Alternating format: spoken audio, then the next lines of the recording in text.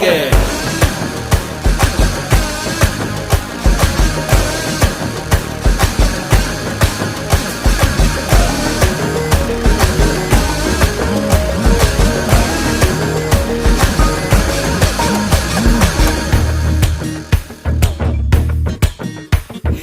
Apple போன போல கையில எடுக்கவா, உன்னை அப்படியே டச் பண்ணி கொடுக்கவா.